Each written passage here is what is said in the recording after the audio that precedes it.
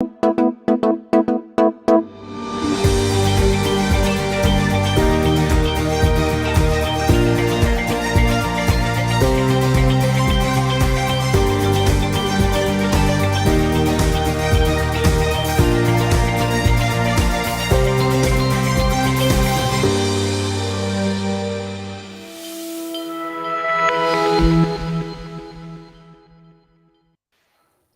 evening, St. Thomas, and welcome back to our community forum with our mayor, Joe Preston. Mayor Joe, how you doing today? I'm doing okay. It's been kind of a yucky kind of day, so I don't know. I came home early and just kind of laid around to prepare for Mayor's update. That's fair. I was just napping before this. You know what I've heard? I've heard there's a lot of stuff going around right now, so it's, if you need some self-care, take it. That's what I've been hearing. Well, and I didn't have too much on the official calendar today. I was supposed to go to the 125th anniversary of the Women's Institute, or one of the Women's Institutes, and I wasn't feeling great, and I thought, I'm not going to something like that if I'm not feeling good. So I called them and said, I'll save you all the germs of the mayor, and I won't go today. But that was the only thing I really had to take off the schedule today. So it's been a pretty hectic, because we don't have a Friday this week, right? Mm-hmm. We have Canada Day on Friday, and so we're trying to do 4 days in 5 again. And so we've had a lot going on, and tomorrow's got a few things in it too. But I thought I'd wear my Canada Day shirt today because it's like the Canada Day edition of Mayor's Update. Absolutely. There's so much stuff going on too, and it's always funny when you're on social media and you see people saying, like, are there fireworks in Pinafore? What rock have you been living? No, never mind. Look, we talked about this the other day at the EDC, at the Economic Development Corporation. Sometimes it feels like you tell people things 50 times, and you still get the day after the event occurs, like we will with Nostalgia Nights next week or whatever. I didn't know that was going on. Well, I'd love the magic potion, please, as to how we can get it to everybody, because we tell all the media sources, of course, they do know, right? Mm-hmm.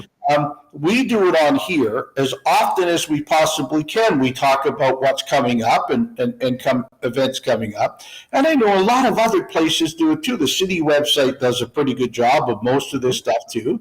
And even Elgin, and I know you're going to talk about some stuff that isn't truly St. Thomas today, but we do want to share what's going on around us. And so, look, we'll do our best always, but please forgive us if we give you that really stunned look afterwards and you say, I didn't know that was happening. Why didn't you guys tell us?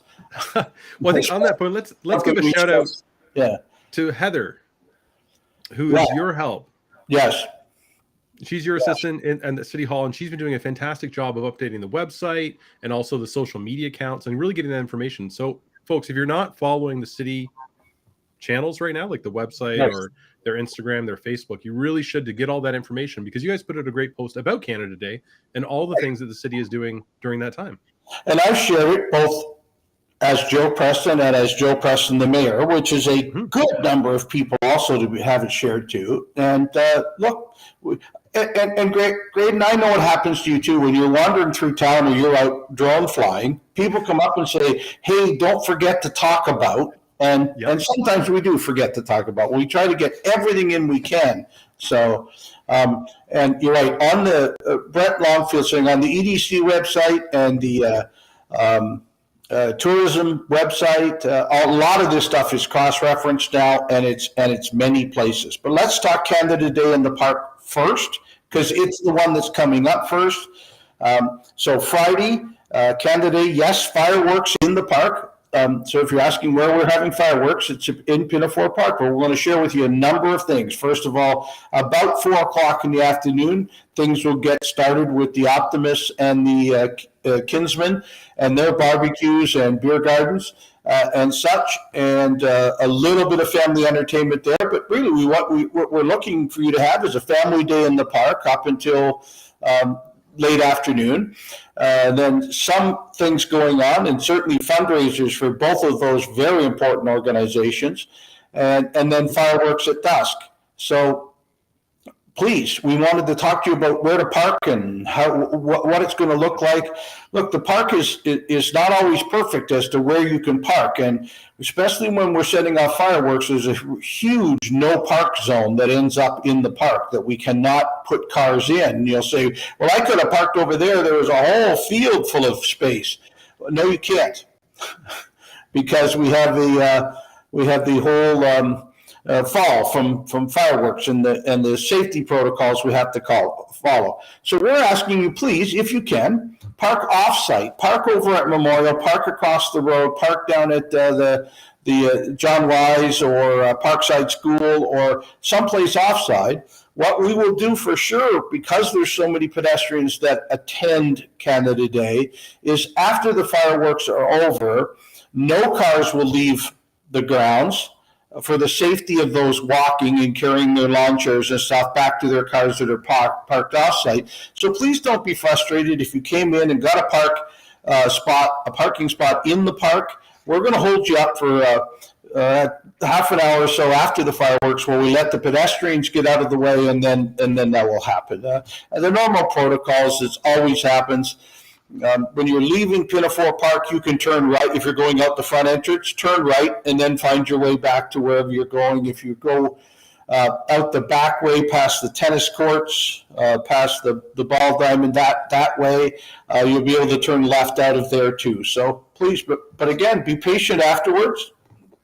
Allow those that attended to walk out and to leave, and your path will be blocked. So you please don't sit there and be a jerk. We would like it to be as orderly as it can be, and we thank you for coming out and enjoying Canada Day with us. And I recognize a lot of people will be bringing families, so you may want to, in that case, park off-site and walk out right after the fireworks are over. And please have a great time and a happy Canada Day. I'll be in the park most of tomorrow afternoon, or most of Friday afternoon also. Graydon, am I forgetting anything about Canada Day at Pinafore? I think those were all the key points that we had to talk about before. Look, it is saying it's going to be exceptionally warm from a weather point of view. There is not much concessions except for the Kinsman and the Optimist, and they'll be happy to sell you food and liquid. But be sure, if you may want to bring your own water jug too, and those types of things to the park. Families in the park during the day at the splash pad or using the playground equipment. Remember, there really isn't a great deal of vendors or anything this year.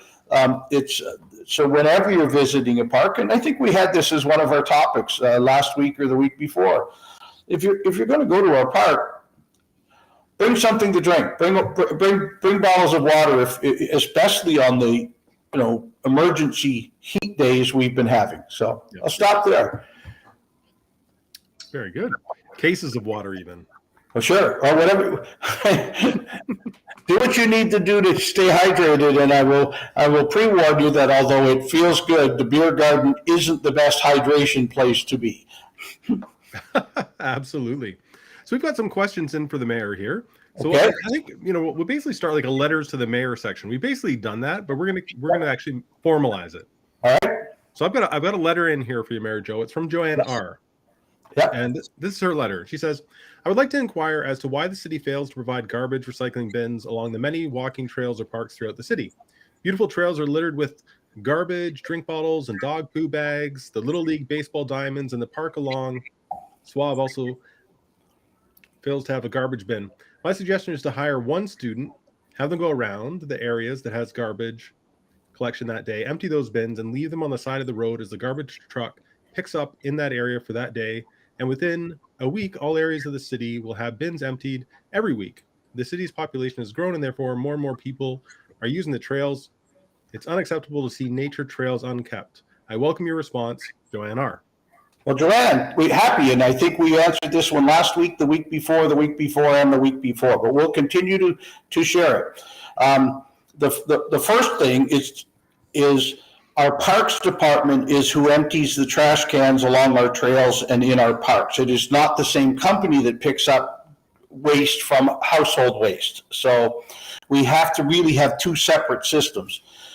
in talking to our Parks Department even this week, first of all, I believe we stated, and please somebody help me where I'm incorrect, because I'll fix it if I'm incorrect. On all of our trails, we have trash cans at the ends of the trails or where they cross streets. So that if you were out walking your dog or had litter with you, you will not leave the trail without passing a trash can. You will not pass a trash can every 15 or 20 seconds, but there will be one as you. So the Parks Department's theory, and we continue to say it, is if you brought it, you should be able to take it out with you. It's a lot like, camping. So if you brought a Tim Hortons coffee cup, take it with you till you see the trash can. Don't just throw it on the ground. I agree. And Joanne, the other thing I'd like to see more of us doing is take a trash bag with you every so often when you're out on the trails. We are, and help keep the trails clean. We're testing more trash cans around the Lake Margaret Trail, I believe, this year. We've put some more in to see if this makes a difference. Because we have some people who write letters like yourself who say, well, if you had more trash cans, people wouldn't throw stuff on the ground. And certainly our parks people say, not always true. We've had lots of places with lots of trash cans, and certainly at the base of most trash cans, people have just thrown things. So let's see how this works. We'll continue to improve the number of trash cans. We just put, I think, 20 more trash cans on Talbot Street in downtown, and for that same purpose. So let's all work together on litter cleanup in our community wherever we can. Politely remind your neighbor if you see them throw litter on the ground as you're out on one of our trails. The problem is most people don't do that. Yeah, Margaret says yes, there are more at Lake Margaret. So we're seeing if putting way more out makes a big difference, we'll do it.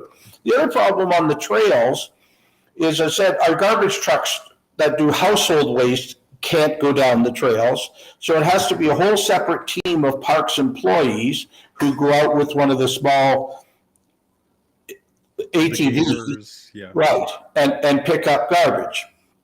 And although we're welcoming that, this has not been a fantastic year for hiring even our summer students. And we're still a couple behind on our summer students, and we'll talk maybe later about even some of the planters downtown. I think we're down to the last one now that still needs work, but it's been harder to get the Parks Department to get Pinafore Park ready for Canada Day and to be out doing work so if you know students who would like to be part of our summer works team, please get them to go apply. It would be great. But there's a lot of employers out there that are in the same boat right now looking for summer staff also. On the litter piece, I did see the start of the green team downtown this week. Two, energetic students out there doing litter pickup every morning from the length of Talbot Street. And we were out this morning looking at Nostalgia Night's layout, and there they go by, picking up and sweeping, and great to see. So we'll keep trying to be better as a city from a litter point of view, but it takes the cooperation of the citizens too to make sure litter goes in its place. So I hope that answered the question. We have answered it. We'll keep answering it, and we're trying a test of more trash cans to see how it works. And I want to follow up on that as well. There was a comment on a St. Thomas Downtown Development Board post. There were two folks from a business that came and cleaned up a garden plot out in front of their business across from Mugford's. And a lot of people are like, this is amazing. It's incredible. Love it. And then other people are like, why isn't the Parks Department doing this? They are. Every planter downtown had already been turned over and weeds pulled and been summer readied. But we hadn't got to all of them, as I said, because this is normally when summer planting students are hired, then they would be the ones that would be out doing it. I think as of yesterday, as I said, 10 out of 12 had been done, and today I don't know what else got done on the other two. But we thank you. If you want to be part of a volunteer group to help us, keep the weeds out of the downtown gardens and stuff, as the parks people shared with me, make sure you're not pulling out our annuals we just planted. I was wondering about that when I saw it too. I was like, yeah. So I'm happy to have the help, happy to have you working with us. There's also a couple of places downtown that we tend to take the crap for. The park had across from City Hall is not a city park. And although we do get to it, and in talking to the Earl Taylor from the downtown today, they're getting their summer students to take a look at that because we're getting ready for nostalgia nights. And so, but it's owned by a private owner, and we wish he would take better care of it, or they would take better care of it, but it isn't always the case. And so we often have to do it too. Mm-hmm. All right. Well, let's talk a little bit about nostalgia nights since we kind of touched on that. Yeah. I've got maps. I've got places where everybody's going to be, including the info tent out in front of City Hall where the mayor gets to be. So we're out today. It's, if last year is any indication, it will be a fantastic night of old cars, older music, and kind of a preview of the next weekend, which is Mural Fest, right? So come on downtown to see the cars you love, right? And then we can see if you haven't seen the mural on the side of the transit building, it's special. It looks, he's doing a fantastic job of that mural, but there's lots of new stuff in town. But anyway, back to nostalgia nights. The roads will be closed from Elgin Street through to Ross Street, and the side streets trying to get to Talbot at 3:00 in the afternoon next Saturday. If you're coming to display your car, that's kind of the time you better show up in order to get through the maze to get to park on the street so other people can come admire your car. Train rides, sponsored by a number of local businesses, including Wendy's, Bob, and I think Eric Pharmacy. Who else? I'm forgetting one, and I'm going to, by the end of the show, I'll remember, we'll say it, but they're sponsoring all 6 of the train rides. There's 6 train rides starting at 3 in the afternoon, 4, 5, 6, and 7, going into the evening. And so train rides are free, but you still have to have a ticket. So you have to go downtown sometime during the day, get your tickets, and it'll tell you what train ride you're on, which hour it is, and that will work.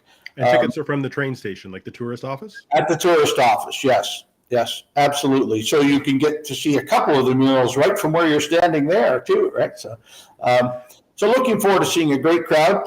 Some of the questions we answer here on Mayor's Update. The mayor will be in the information booth in front of City Hall. I guess I'll take any questions you have too, but I'm mostly welcoming people from out of town and saying, why don't they live in St. Thomas? But we'll make it worth your while if you come by and visit.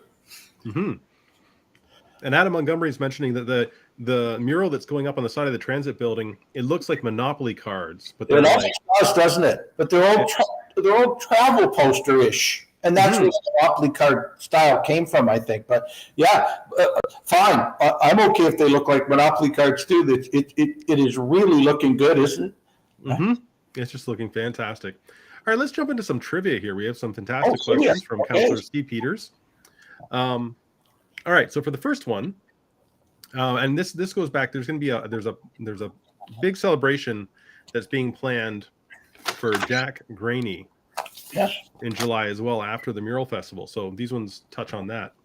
It says it is well known that John Gladstone Jack Graney was the first major league player to step onto a field wearing a number on his uniform. Yep. The question is, what number did he wear?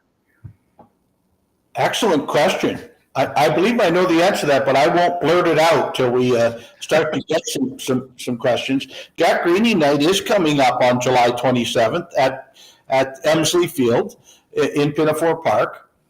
Mm-hmm. And the under 14 Cardinals, I believe, are playing a game that night, but we're having the family out and really recognizing him as a well-known sports hero in St. Thomas, who by that date will have just gone into the Hall of Fame as a broadcaster, right? Mm-hmm. So, Marion, excellent. You're right. Number 1. In those days, almost everybody's uniform number was by position, right? And so, anyway, I won't go through what every position number is, but so number 1, excellent. You're number 1 in our hearts too, Marion. You're now qualified. This will be the last trivia in June, won't it? Yeah, I think we should do the draw. So I'm putting Marion's. You put your randomizer together. He does everything techie, okay, folks. It's I'd have ripped up 14 pieces of paper and put them in a hat, but no, he's got a randomizer who will pick who the winner is. Right? All right, so I've got Marion's name in the draw here, along with everybody else over the past month. Well, we thank Councillor Peters, former Mayor Steve Peters, my friend Steve Peters. How many titles can we give Steve Peters? Because you have the Speaker of the House, Steve Peters, too. Right? And, all right, so we've got another question. For doing that for us. We've got another question here. We've got the second. Yep. And just for the record as well, Karen and Councillor Peters will be in Cooperstown on July 24th when Graney receives the Ford C. Frick Award. Yeah, if you've never been to Cooperstown, it is a very unique community, about the size of St. Thomas, if I'm right. But you kind of drive through the country where you see nothing for an hour or so, and then all of a sudden you're in Cooperstown. And what a beautiful, the Hall of Fame in Cooperstown, and the museum and the ballpark that is there at Cooperstown, pretty special to see. So. Great. Pretty amazing. I hope to get there one day. All right, the next question. Emsley Field, also known as Pinafore Ball Diamond, is one of the longest continuously used diamonds in Canada. Yep. The question is, when was it opened? When was baseball first played on what is now Emsley Field? Perfect. All right. Well, let's talk a little bit about the food trucks while we're waiting for those answers to come in. Okay, well, I saw Adam was on here today, and I reached out to him this week, and he and I have kind of talked back and forth. We're going to have a good conversation on Friday. So we've been spending some time looking at what could we do better. The 6 food trucks that are licensed in St. Thomas, those are the large, can-be driven food trucks. We have all 6 licenses sold this year to folks. And one of the questions I wanted to ask, and I'm trying to determine through other communities, is 6 appropriate? And let me finish the whole thing today before we get to there, because I'd like to find a way to be able to do one day, right? To do one day passes. Right? So that if somebody wanted to come from out of town, or a local business was having kind of a food truck thing, they'd be able to buy a one-day pass. So we can't do it yet, but that's one of the other ways we're thinking of dealing with, is 6 the right number?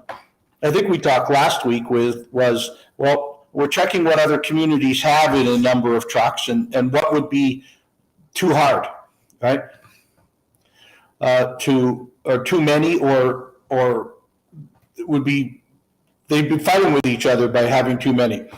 One of the other things I want to talk about, and maybe get your opinion on, is we often in the past we've sold the concessions or rented the concessions in our parks. And would or could food trucks take the place of those if we didn't do that? Or could we do both? If someone has the ice cream concession at Pinafore, would it still be okay if our food trucks visited Pinafore as they wanted to? Again, following all the rest of the rules of food trucks. So there's a couple of things that we're kind of talking about. We also had another conversation today about removing the downtown BIA out of the restricted zone for food trucks. And that would allow us then a lot more flexibility on how to use food trucks downtown. Are you watching all these answers go by, Graydon? Has anybody won yet? No? Okay.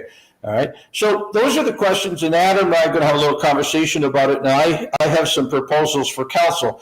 The mayor can't just go ahead and change the food truck rules, but he can bring it to council, or have an idea of what we want to talk about at council as to how to make the food scene in St. Thomas just a little more vibrant, a lot more fun.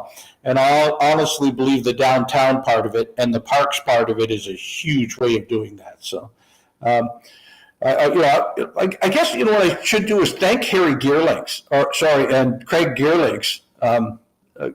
Craig now, because the food trucks do spend a lot of time parked on the Geerlinks parking lot, but it's the right place. Everybody knows to go there, and so it's kind of a rotation of food trucks there.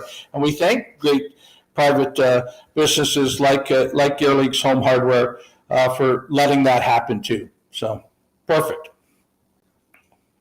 Totally. Yeah, we're still waiting for the answer to come in. People are close, but they're not quite there. Right. So it's exciting. Okay, so you're saying 1897 and 1898 were close. Mm-hmm. Okay. All right, let's jump into the next one. Arts and Music Festival. It's also coming up in August. Yes. I am. And look, they need your help still. Look, we would like to attract more festivals to Pinafore Park. The special events committee is meeting again this week, talking about another one that will or may occur in Pinafore Park also. But we're looking for they're looking for more awareness that the Railway City Arts and Music Festival is going to take place August 18th to 21st in Pinafore Park, and they're still looking for businesses to help sponsor them. Most of these community events, funds go right back into our community, almost always targeted. I know we talked about the Nostalgia Nights. There's another unique thing happening on Nostalgia Nights too, where all the funding is going back into local charities too. But we'll finish Arts and Music Festival first. So please reach out to the Railway City Arts and Music Festival if you're a business owner or a volunteer and would like to help make this successful. Please do so. And that's coming up in August. But these larger festivals take a fair bit of planning, like we had this morning out trying to plan out the Nostalgia Nights piece. So, a winning answer yet? No? Okay. There is a neat fundraiser that I know that Bob the Auto Guys has something to do with on Smash a Car. And it'll be right there on Moore Street, right by where that new mural is going on the transit building. But you pay so much and can use the destructive tool of your choice. A baseball bat is less expensive than an 8-pound sledgehammer, but and all of the money raised to smash this car to smithereens during the Auto Fest will be going to one of our local charities. So what a great way to do it. And then there's 2 or 3 other things happening in town that are also that type of fundraiser. So great, wanted to let you know about that. You can get rid of your frustrations. Come down and spend $5 and take a swing at I don't even know what type of car it is. Day and time? What's the day and the time for swinging that It's car? during Nostalgia Nights. So right behind where the Bombshell Beauties are this year is a beat up a car contest. Right? I mean, what a neat thing, Nostalgia Nights. I spoke to Reza today, somebody else today, anyway, I probably shouldn't identify him, but he said when his car quit working and he was in university, he held so much for $1, so many hits for $1 to wreck his car. And it helped him finish his college because he did that with his car. But hey, come on down and help beat up a car on Nostalgia Nights too. All right, so we have a winner. Adam Montgomery, 1899. All right. But there were a lot of 1898, so that's why I was curious. I'm like, what's going on? Wow, we probably laid out the diamond, but we didn't play on it till 1899. I don't know. Graydon, what was the first game like? Oh wait, you weren't there either. Okay, that's. I was like, what? That was my line for the Women's Institute today on their 125th birthday that I never made it to was, well, what was the first meeting like? But I didn't get to do that. So. Marion saying Google said 1898. Yeah, well, I'd be calling 1-800-Google and giving them crap. No, that's right. Sometimes you just can't trust Google. You can't always trust Google to get your news. It's close. I think that's the moral of the lesson. It's close. Huh? No. Well done, everybody, and thank you for participating. All right, I think we're ready to do the draw. I'm going to hit draw on this little app here. Everyone's all entered in. Okay. All right. Are you holding it up to the camera and watching like the wheel spin? There we go. Look. Oh, wait. Sharon Montgomery Anderson. Pardon? Sharon Montgomery Anderson is the winner of the art print. All right. Perfect. So, Sharon, thank you so much. Thanks to everybody. And fire me a message on Facebook, and I'll get you your art print. Jumbo, the elephant. Right. Don't keep asking about a certain Jumbo the elephant, but I will. But I know I'm slowly getting back into the painting zone. I have one more big video edit to finish, and then I can go into full painting mode. And I have a backlog of like 10 paintings to do. So it's perfect. You need bad weather to paint. Yeah.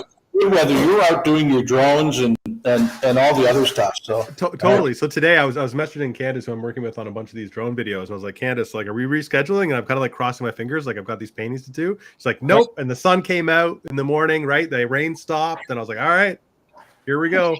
And then of course I got sidetracked and I saw those amazing murals going up, and I did a little video. So if you go on Facebook on Establish, you can kind of see a process video that I shot. We were walking around downtown in the rain and got at 9 a.m. You guys.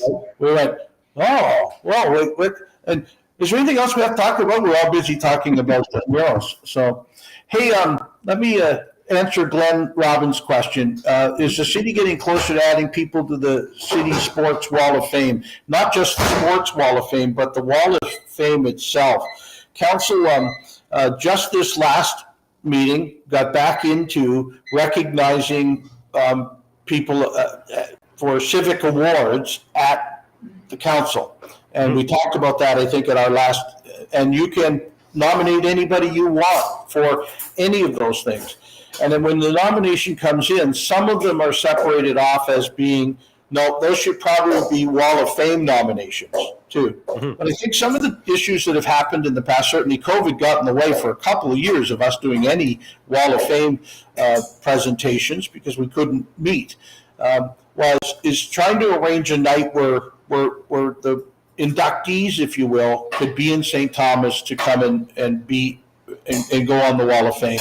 And so council is working out a better way to do that. And even if they were one at a time, rather than trying to do a gala night of a number of inductees, we'll do our best to get the Wall of Fame procedures back and running, much like we just did with the Civic Awards ones too. Perfect. Brett Longfield was asking, like, how many winners of past trivia questions collect their prizes? Well, Brett, every single trivia winner has collected their prizes, and when I'm not like right on top of delivering them, they come after me to get them. So, yeah. Right. And then they write the mayor and say, "Why didn't Graydon get me my print yet?" Yeah. Or whatever it was. I mean, that's right. I was like, talk to the mayor. Awards was a $50 Wendy's card and something else, a hat or something from Caps Off. Mm-hmm. And we got them to the people so efficiently. They brought it back and said, "This is the second time you've given me this prize." So it's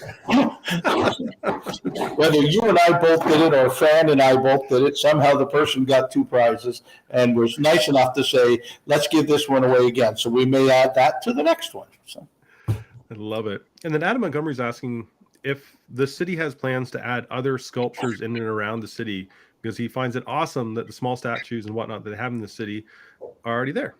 Yeah, the arts committee, the street arts committee from the city is looking at a lot of those. Obviously, the most natural place is in roundabouts. Of course, we do love the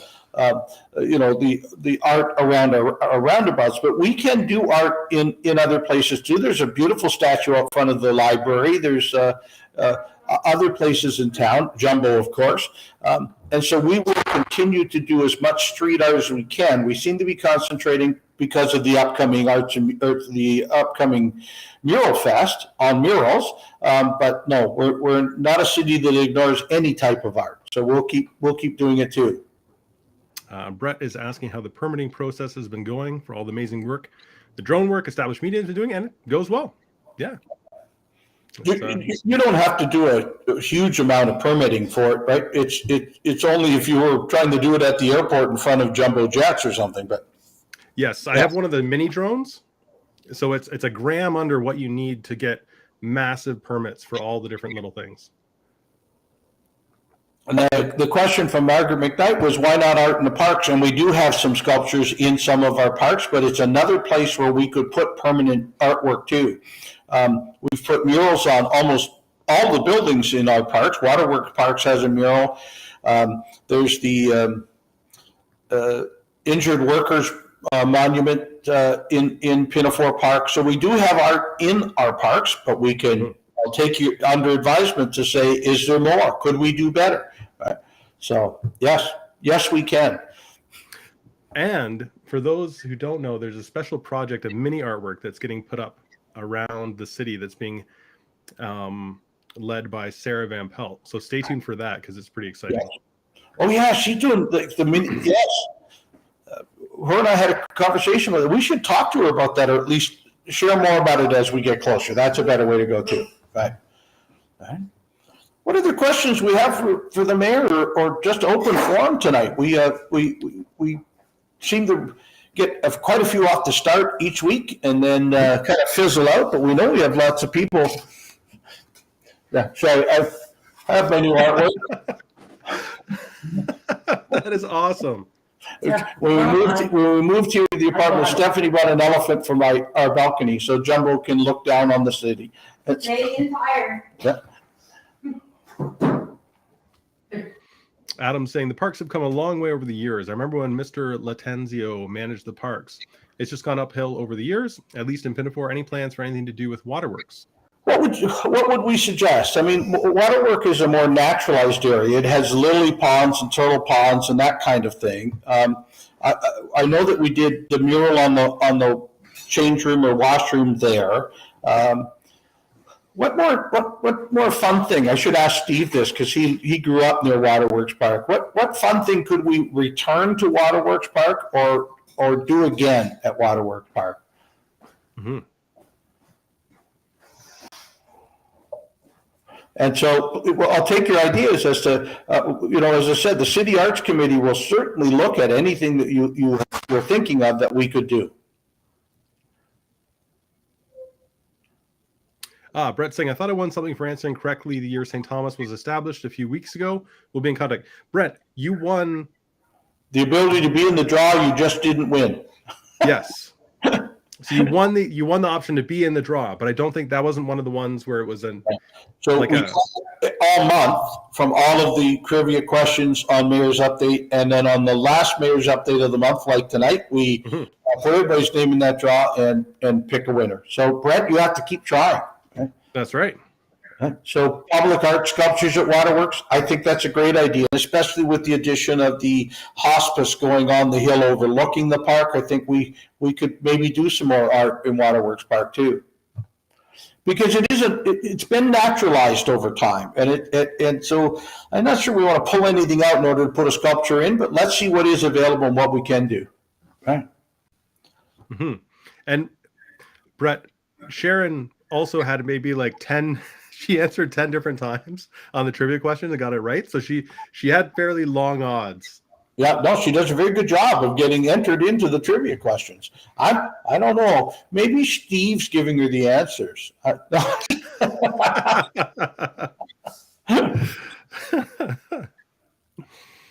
Adam's suggesting some big trees around the pond.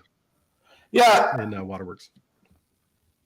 I know there used to be. I remember a certain willow tree and some other stuff that was in Waterworks that as trees age, some of them have to leave. But I guess we do plant new, younger trees, and it's in our parks where some of the people who have to remove trees and will pay because they had to remove a tree, and we get to then pick where the tree goes. So that's what we're looking at. So. Great. Sharon says she's known Steve many years, but she's not cheating. No cheating. So Sharon's going on record. She's not cheating with Steve Peters. Okay, that's perfect. And Brett says perhaps some more naturalization at one password. Absolutely. We recognize that's a pretty stark soccer field complex. And so some bigger trees, there's been lots planted, but it'll take a while for a lot of them to come in. So yes, right. Yeah, Margaret mentioned the wedding tree. There used to be that beautiful tree in Waterworks Park that everybody had pictures taken at, and it's it passed of old age, of course, or perhaps a tree disease. I don't know which, but we need to kind of develop more of that too. So perfect. Absolutely. All right. Well, this has been a fairly informative Mayor's Update. Not a huge amount of audience questions coming in, but a great audience turnout. So thanks to everyone for watching. This has been fantastic. I love having these chats with everybody. So I hope to see everybody at some point in the park on Friday. If you can make it there, I'll go. But of course, once fireworks start, it's tough to talk to anybody. You're in the dark, distanced and looking upwards. But for the 2 or 3 hours of the evening, Stephanie and I hope to be wandering around the park. We've got lots of great things coming up. As I said, I'm working the information booth, and I know, Graydon, you're working Nostalgia Nights as taking lots of pictures and such. And then the Mural Fest the weekend after, I think we're both involved in and volunteering. So, hey, you had a sponsor thing you're doing in Elmer. That's right. Thank you. I'm going to be sponsoring the tractor pull over in Elmer, which is the 1st and the 2nd coming up this weekend, which is going to be amazing. So Friday, Saturday, and you're going to have all these amazing trucks and tractors out there pulling. And so I'm going to be out there sponsoring it, as also taking photos and doing my drone work there and capturing these like amazing moments. So please come on out to that. Check it out. It's going to be phenomenal as well. So add that to your list of Canada Day plans. Yes. And Brent reminded me that on the day of the Mural Fest is also Burlesque and Carnival. Yes. And so lots of intermingle with great events going on in our community. So we've got more after that still. The summer is just starting truly on July 1st. So we'll keep you up to speed here on Mayor's Update. And if we don't, you remind us, as Brett just did, of others that we could do. So are you taking pictures of pulling tractors, or are you actually pulling tractors? No. Maybe when I was younger on the farm, then I could have pulled tractors. But I had more than one person said I should have gone and pulled the airplane, right? You should have, yeah. Okay, the mayor's getting older. Okay, this pulling of airplane be for the young folk, and I did want to congratulate the St. Thomas fighters who had the best time in pulling the airplane. Yeah. And who was second? Because I know CrossFit Elgin got third. Who was second? Oh, now I'm going to be cheap. I only mentioned who won, and now you had to get me. I did know. Right. Who won second place for the Hercules Hall during Airfest? Right. It's new trivia for next week. Yeah. And also, Brett also reminded us about the Horton Farmers Market Depaved Paradise, which looks incredible. I drove by it today. That's great. I went by too. It's nice to see when you can for us to take up some pavement and put some gardens back in. And good joke, Adam. It's Elgin County, so it's planes, trains, and tractors. But that was perfect in at the market, and I think you'll see some more of that too. I know that there's been a couple schoolyards that are really working on depaving their parking lots too. But if you're thinking of wandering out, you're out for a walk, and you see litter in the gardens, help us clean it up too. It's perfect. All right, here we are. So we have the St. Thomas Fire Department with Kent Fuller, Brad Stewart, Chad Yao, and Luke Fawcett and James Stanley with a 37-second time. Right, perfect. Second place was Gearling's Home Hardware. We've already thanked them once tonight, but way to go, Gearling's Home Hardware, on sending the strongest guys out to pull a plane. And then CrossFit were in there too. And who am I missing? Yuck. I didn't go as part of the CrossFit crew. No. And then the St. Joseph's Rams were the top pledge. This was a fundraiser. So thank you all for helping, and thank you all for recognizing the people in our community that go out and participate and help sponsor these events. It's an incredible thing to do so. Give back to your community. I know we do a little bit of that. And speaking of giving back, the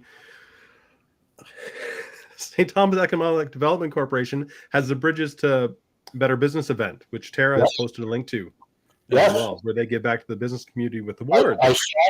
I saw the notice come out for that this week, and super fan is the motivational speaker. Raptors super fan. Yeah, I'm looking forward to that. And yes, we've already signed up to be sponsors there too. So.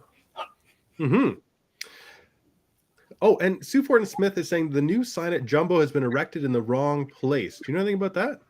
Nope, I don't. But didn't know we had a new sign at Jumbo. But the phrasing on that's really funny because there were T-shirts that Catherine Medlin's father put out when Jumbo was first erected, and it had something to do with seeing Jumbo's erection.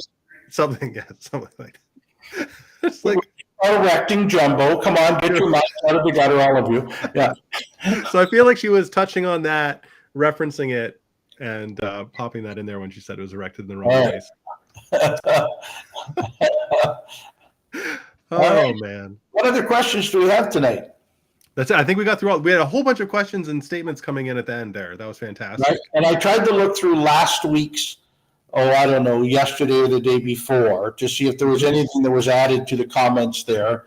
And then I believe about 3/4 of the way is trying to do that, I was called away to something else. So I never did finish it up. But we had answered everything that was there then. So. Yeah, I think we have everything covered. And as always, if you have something and you want to write a letter to the mayor, fire to graydon@establishmedia.ca, and then I'll read it out in our letters to the mayor segment. Right. You can also come on, ask us live like you have tonight. Right. We'll do our best to get you an answer. And if we can't get it to you that night, we'll get it to you the following week. And the reality is the people that are watching the show, a lot of them actually have the answers too, as you can see here, and they'll share it, which is the benefit of having a community forum. Right. It's pretty easy for us because we just wait a minute and somebody comes up with the right date for an event or an event we missed, like Brent did today and some others. So fantastic. Thank you for helping us be better purveyors of news. We need to be able to tell people what's going on in St. Thomas. This is just one of the vehicles to do so. Very good. Well, Mayor Joe, thank you again for your time. This has been fantastic. Thanks to all the viewers, sponsors, everybody. I miss you already, but okay. All right. Take care, everybody. All right. Bye.